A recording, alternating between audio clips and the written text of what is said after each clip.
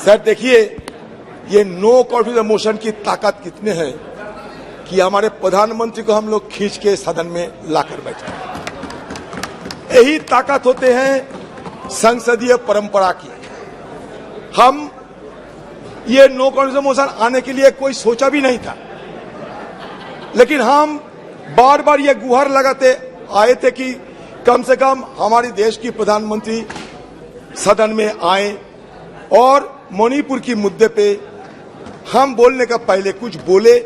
ये सिर्फ हमारा मांग थी और कुछ नहीं। हमारा मांग कोई बीजेपी नेता से नहीं, हमारी मांग थी हिंदुस्तान की प्रधानमंत्री से, जो लाजमी है क्योंकि हम भी ये सदन की मेंबर है। लेकिन पता नहीं प्रधानमंत्री जी क्यों इतना आड़े हुए थे कि सदन में ना आने की शपथ ले चुकी थी। तो इसी के चलते मजबूरन हमें भी ये संसदीय जो औजार इस्तेमाल करने की गुंजाइश है, ये संसदीय औजार को इस्तेमाल करते हुए हमें अविश्वास प्रस्ताव लाने पड़ी। ये अविश्वास प्रस्ताव लाने के पीछे सबसे बड़ा वजह है। सर, कल जब सदन में हम लोग चर्चा में भाग ले रहे थे तो सदन में एक गूंज उठी कि हमारे देश से भ्रष्टाचार, क्विट इंडिया, परिवारवाद, क्विट इंडिया वगैरह वगैरह, क्योंकि ये 9 अगस्त हमारे अगस्त क्रांति दिवस माना जाता सर। मैं इसके बारे में कुछ बोलना चाहते हैं। सर, भारत छोड़ो आंदोलन, जिसे अगस्त क्रांति के नाम से भी जाना जाता है, एक राष्ट्रव्यापी सविनय अवज्ञा आंदोलन था जिसका आह्वान 7 अगस्त 1942 को अखिल भारतीय कांग्रेस समिति के बॉम्बे सत्र द्वारा किया गया था। इसकी शुरुआत 8 अगस्त को मुंबई के ग्वालियर टैंक मैदान में दिए गए अपने भारत छोड़ो अभियान के भाषण में गांधी जी के करो या मरो के आह्वान के अनुसार 9 अगस्त को हुई थी। अंग्रेजों ने 8 अगस्त को ही बड़े पैमाने पर लोगों की नजरबंदी के साथ अत्यंत तेजी की प्रतिक्रिया व्यक्त की। 1 लाख से अधिक गिरफ्तारियां की गई, जिनमें गांधी जी सहित कांग्रेस के शीर्ष नेतृत्व के नेता भी शामिल थे। बड़े पैमाने पर जुर्माना लगाया गया और प्रदर्शनकारियों को सार्वजनिक रूप से मारा पीटा गया। हिंसा में सैकड़ों नागरिक मारे गए, जिनमें से अनेक पुलिस और सेना की गोली से मारे गए। सर, मैं ये कहना चाहता हूं इसलिए कि इसके पहले भी मैसूर में एक भयानक नरसंहार हुआ था, जहां हिंदू महासभा और आरएसएस की बेहद करीबी मैसूर के राजा की सशस्त्र सेना ने तिरंगे को सलामी देने के लिए 22 कांग्रेस कार्यकर्ताओं को गोली मारकर हत्या कर दी थी। 1942 में कानपुर में हिंदू महासभा शासकों के साथ सहयोग करने की रणनीति को निम्नलिखित शब्दों में रेखांकित किया गया था। हिंदू महासभा को मानना है कि समस्त व्यवहारिक राजनीति का प्रमुख सिद्धांत अंग्रेजों के साथ उत्तरदायी सहयोग की नीति है। उत्तरदायी सहयोग की नीति जो बिना शर्त सहयोग से लेकर सक्रिय और यहाँ तक कि सशस्त्र प्रतिरोध तक देशभक्ति के क्रियाकलापों के संपूर्ण क्षेत्र को कवर करती है। समय की जरूरतों, हमारे निपटान में संसाधनों और हमारे राष्ट्रीय हित के निर्देशों के अनुसार खुद को अनुकूल बताती रहेगी। सर, इसके साथ साथ व्यावहारिक राजनीति में महासभा जानती है कि हमें उचित समझौता के माध्यम से आगे बढ़ना चाहिए। इस तथ्य का प्रमाण यह है कि हाल ही में सिंध में निमंत्रण पर सिंध हिंदू महासभा ने गठबंधन सरकार चलाने के लिए मुस्लिम लीग के साथ हाथ मिलाने की जिम्मेदारी ली थी। बंगाल के मामले तो जगजाहिर है, आक्रामक मुस्लिम लीग वाले, जिन्हें कांग्रेस भी अपनी पूरी विनम्रता के बावजूद शांत नहीं कर सकी, जैसे इसी फजलुल हक के प्रधानमंत्रित्व और उनके सक्षम नेतृत्व में हिंदू महासभा और गठबंधन सरकार के संपर्क में आए, काफी हद तक समझौतावादी और मिलनसार हो गए। हमारे सम्मानित महासभा नेता स्वर्गीय डॉक्टर श्यामा प्रसाद मुखर्जी ने दोनों समुदायों के लाभ के लिए लगभग 1 वर्ष तक सफलतापूर्वक कार्य लिया। बंगाल मुस्लिम लीग मिनिस्ट्री में उप मुख्यमंत्री डॉक्टर श्यामा प्रसाद मुखर्जी ने हिंदू महासभा और मुस्लिम लीग की ओर से बंगाल सरकार के लिखे एक पत्र में यह स्पष्ट किया कि ये दोनों दल ब्रिटिश शासकों को कांग्रेस द्वारा आरंभ किए गए भारत छोड़ो आंदोलन के खिलाफ बंगाल के राक्षस के रूप में देखते थे। तो इसमें साबित क्या हुआ सर? ब्रिटिश के तरफदारी करने वाले आपके पूर्वजों ने ये देश के लिए यही हमें दान किया था।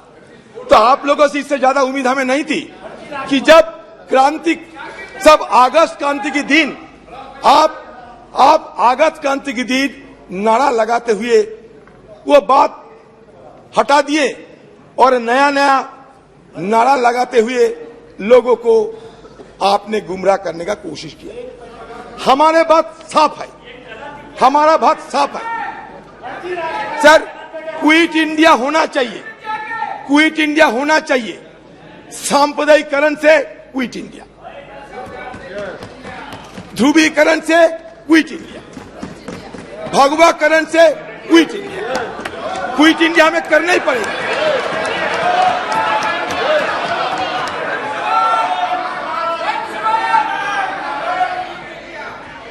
आजादी के शाम न हम होने देंगे। शहीदों की कुर्बानी को बदनाम ना होने देंगे। बची रहे एक बूंद लहू की रंगों में भारत माता की आंचल को बर्बाद नहीं होने देंगे। यही हमारा मकसद है। मैं सिर्फ ये कहना चाहते हैं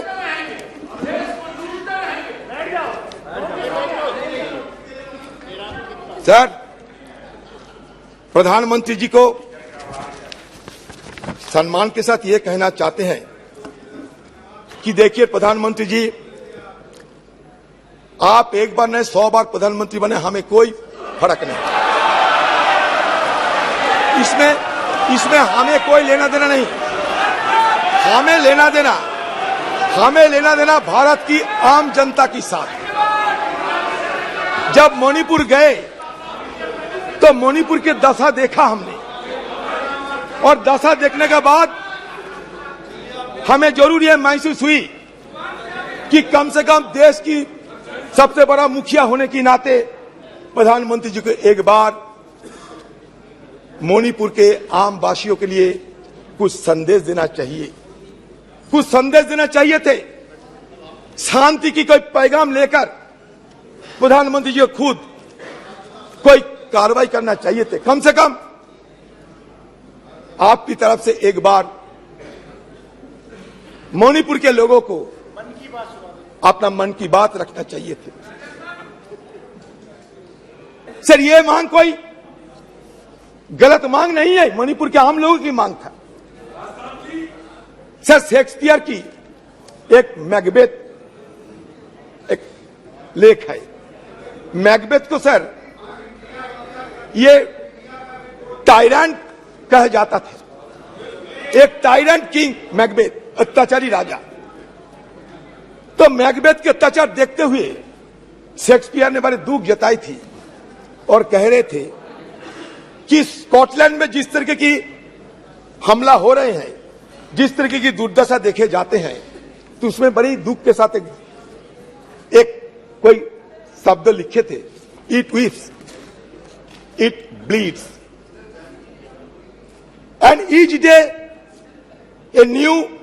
a gas is added to the wounds. Each new morning, new widows howl, new orphans cry, new sorrows strike the heaven in the face. हमें भी लगा कि मणिपुर की हालत ऐसा ही है, जहां लोगों की मन में कोई चैन शांति कुछ नहीं थी। सारे मणिपुर, यही तो बात है, आप समझ नहीं सकते। अनारस के साथ बनारस की तुलना मत किया करो। चाना के साथ बेदाना की तुलना मत किया करो, बुलक के साथ हिलक की तुलना मत किया करो। इसलिए नहीं, क्योंकि हमारे प्रधानमंत्री जी जिस दिन मणिपुर के मुद्दे पे बोलना चाहिए था, कहां से छत्तीसगढ़ लाए, कहां से राजस्थान लाए, कीजिए ना। लेकिन मणिपुर की दंगा ये कोई छोटी मोटी बात नहीं है। मणिपुर की दंगा एक जाति दंगा के रूप में, एक सिविल वॉर की तरह सारे देश दुनिया में चर्चा के मुद्दे बन गए।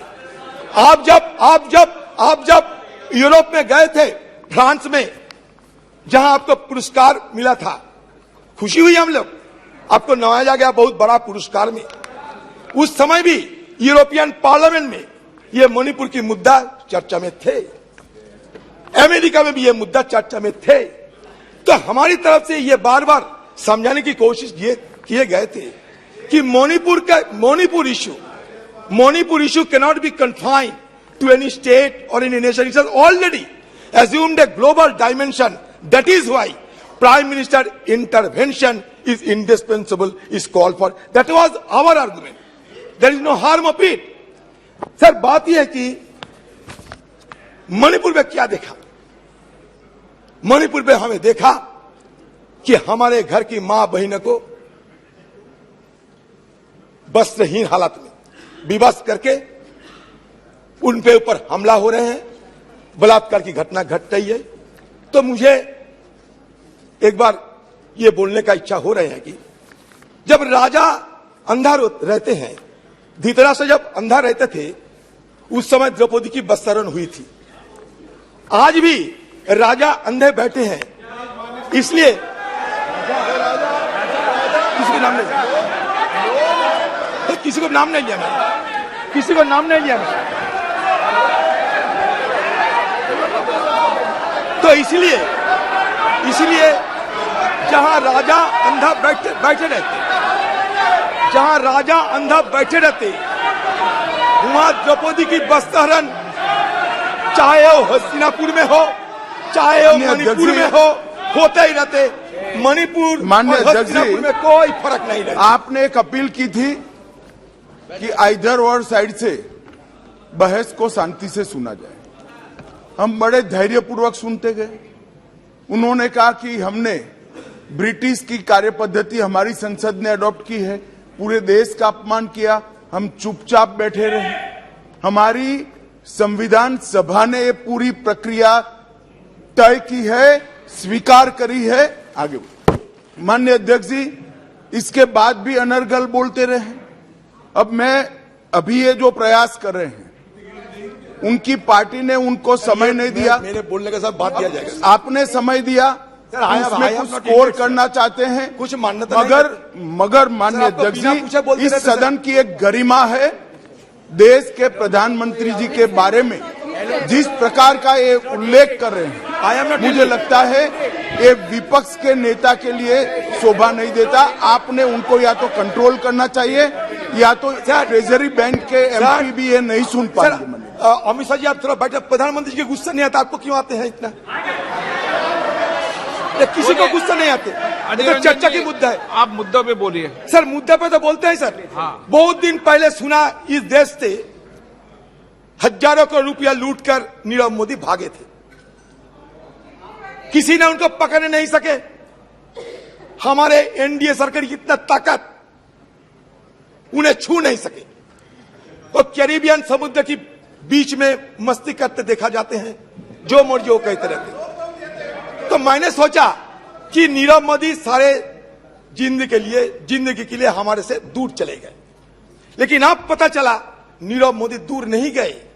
मणिपुर की घटना देखने के बाद मुझे यह पता चला नीरव मोदी यहां हिंदुस्तान में जिंदा है, और नरेंद्र मोदी नीरव मोदी बनके अभी भी चुपचाप अपने चुप्पी साधे होकर बैठे हैं।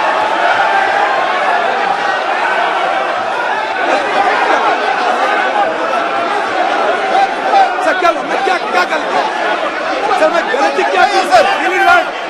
सर, इनको माफी मांगना चाहिए। इनका पार्टी इनको समय नहीं दिया, जैसे गृह मंत्री ने बताया। समय हमारे पार्टी से लिया है, और अभी इनका से लेकर क्या क्या बात कर रहे हैं सर? ये जांच से लेकर सर, ये अनाप शनाप बात नहीं चलेगा सर। चीता तक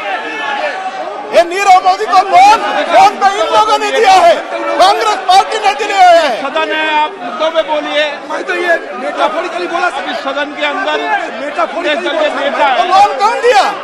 लोन कौन दिया? बोलिए। कोई गलत अरे अजीर बाबू, लोन कौन दिया बताइए। आपके एआईसीसी ऑफिसर फोन करके लोन दिलवाए नीरव मोदी को। क्या बात कर रहे हैं? अगर आप सत्ता में रहते तो नीरव मोदी इधर ही रहता था। उनको लोन वसूली करने के लिए हमने कोशिश की, हमारा सरकार इसीलिए भाग गए हैं। उदाहरण की तरह बोले सर, बात यह है कि हमारे प्रधानमंत्री चाहे चांद हो और चाहे कूनो फोर्स की चीता हो, चांद हो ये कूना फोर्स की चीता हो, हर चीज में प्लीज प्लीज प्लीज प्लीज जाइए, प्लीज जाइए अपने अपनी सीट पे।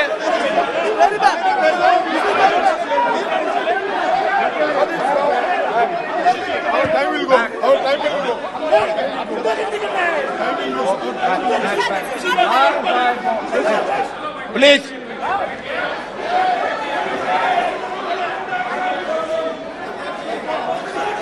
सर, आप मुद्दे पे बोलिए। बड़े दावे के साथ कह सकता हूँ सर, आप मुद्दे मैं पे- किसी को आहत करने के लिए, आप मुद्दे पे किसी बोलिए को ना। चोट पहुंचाने के लिए मैं एक शब्द नहीं कहते। अच्छा, आप मैं लोग संयम रखें। गलतफहमी हो रहे हैं। हम ये कहना चाहते हैं कि चांद से लेकर कूनो फॉरेस्ट की चीता तक हर चीज में हमारे प्रधानमंत्री कुछ ना कुछ बोलते। संयम रखिए लेकिन आप। मणिपुर के बारे में उन्हें चुप्पी साधी रहे, ये हमें बिल्कुल पसंद नहीं हुई है। यही मैं जाहिर करना चाहते हैं। संयम पे बोले आप। सर, अभी तक देखिए ना, मणिपुर की जो 2 एमपी है, मणिपुर के 2 एमपी डॉक्टर रंजन सिंह राजकुमार, मणिपुर का और एक एमपी डॉक्टर लोरो फुजो, किसी को बोलने का मौका नहीं दिया जाता कि हमें सदन के अंदर कुछ सुने उनसे, वो भी नहीं मौका मिलती लोग। हम अमित शाह जी को पूछना चाहते हैं, अमित शाह जी, कल जो आपने बयान दिया ना, ये बड़ा घातक बयान दिया आपने। आपने कहा था कल, याद कीजिए, कि हम बफर जोन में सारे सिक्योरिटी फोर्सेस को तैनात किया है। याद कीजिए, आपने खुद स्वीकार करते हैं कि बफर जोन बन गए हैं। बफर जोन कहाँ बनते? लाइन ऑफ कंट्रोल में बफर जोन बनते। इसका मतलब आप क्या स्वीकार करते हैं कि कुकीलैंड और मेटीलैंड अलग हो गए? Please conclude. नहीं सर, सर ये प्लीज कंक्लूड। सर कैसे सर? ओके सर, इसीलिए ये बफर जोन की बात कभी आपको नहीं करना चाहिए था। मतलब आज जो sense of delineation, it is going to be translated into a geographical delineation of the 2 warring faction. इसलिए मैं आपको सतर्क करना चाहते, कल आपने बड़ा गलत बयान पेश किया है। ये बफर जोन की मुद्दा उठाकर आपने खुद स्वीकार किया कि बफर जोन अभी है। आपने कांग्रेस पे आरोप लगाने का कोशिश किया, लेकिन देखिए, आपने खुद राज्यसभा में ये बताया कि 1528 फेक काउंटर हमारे जमाने में हुई थी। ये आपने यही नहीं बताया कि कितने साल तक वो हुई थी। 33 साल तक, 33 साल में हुई थी।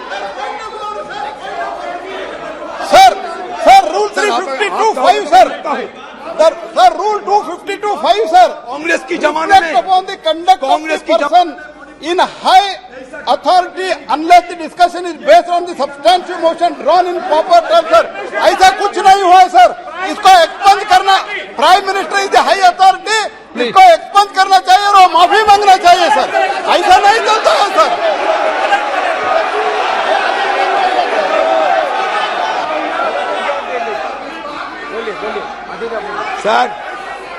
सर, हमारे गीता में एक बात कहे जाते, गीता में, अहंकारम बलम दर्पम कामम क्रोधम। इनका पॉइंट ऑफ ऑर्डर है माननीय अध्यक्ष जी। बोलिए ना। बोला ना सर। सर 352 अहंकारम 352(5) सर, बलम दर्पम referring to the fact matter on which the क्रोधम। judicial decision is pending.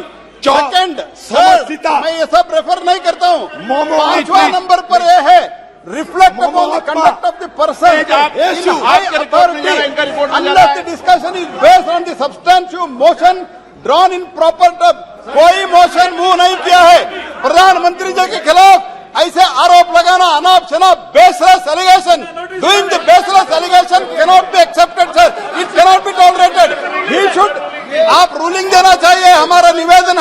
और उनको माफी मांगना चाहिए और जो कुछ भी बोला है वो एक्सपंज करना चाहिए सर।